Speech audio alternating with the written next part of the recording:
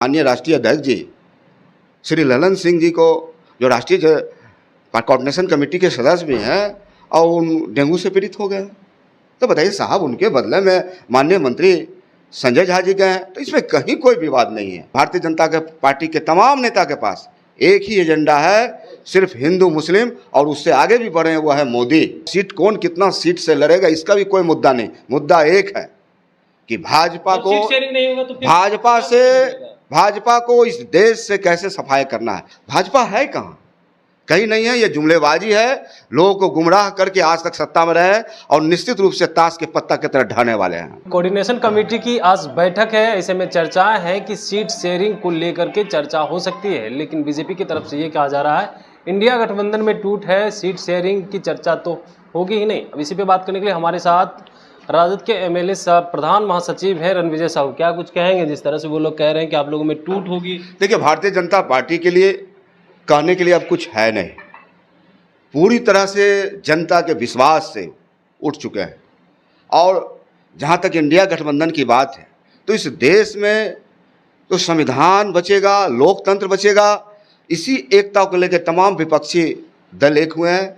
यह देश गांधी का है, अम्बेडकर का है, और बापू ने कहा था कि इस देश के 4 सपूत हिंदू मुस्लिम सिख ईसाई। तो हमें लगता है कि भारतीय जनता पार्टी के तमाम नेता के पास एक ही एजेंडा है, सिर्फ हिंदू मुस्लिम, और उससे आगे भी बढ़े हुआ है मोदी। अब बताइए, मुद्दों पर चर्चा होनी चाहिए, महंगाई की बात होनी चाहिए, बेरोजगारी की बात होनी चाहिए, बिहार में विशेष स्पेशल पैकेज की बात होनी चाहिए, विशेष राज्य की दर्जा की बात थी, विशेष पैकेज की बात थी। तमाम ऐसे मुद्दे हैं जिन पर चर्चाएं होनी चाहिए। लेकिन जिस प्रकार से यहाँ के नौजवानों को, किसानों को भारतीय जनता पार्टी के नेताओं ने ठगने का काम किया है, तमाम विपक्षी एकता एकजुट होके और भाजपा को भगाने के लिए एकदम कमर कसे हुए हैं और बैठे हुए हैं। आप लोगों में सीट शेयरिंग को लेकर के घमासान मचा हुआ है। लगातार कांग्रेस कह रही है कि हम 9 सीट पे लड़ेंगे, उधर जो है सीपीएमएल कह रही है हम 9 सीट पे लड़ेंगे। तो आप लोग कितने सीट पे? कोई घमासान की बात नहीं है, और सीट कौन कितना सीट से लड़ेगा इसका भी कोई मुद्दा नहीं, मुद्दा एक है कि भाजपा को इस देश से कैसे सफाई करना है, लोकतंत्र की रक्षा करनी है, संविधान की रक्षा करनी है। बिहार में और देश में जिस प्रकार से बेरोजगारी है, पलायन है, निश्चित रूप से माननीय नेता तेजस्वी प्रसाद यादव ने मुद्दों की बात की है, तो चर्चाएं इन पर हो रही है। ललन सिंह जदयू के राष्ट्रीय अध्यक्ष हैं, वो कोऑर्डिनेशन कमेटी की बैठक में शामिल होने के लिए नहीं गए हैं। तो अब सियासत हो रही है कि आखिर क्यों नहीं गए?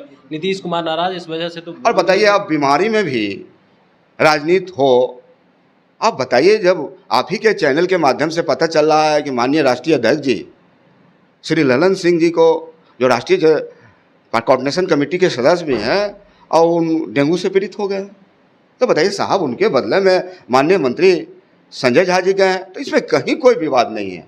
और तमाम लोगों का एक ही मुद्दा है कि इस देश से भाजपा का ऐसे खात्मा हो, चर्चा इस पर हो रही है। पीएम उम्मीदवार कौन आप लोगों में?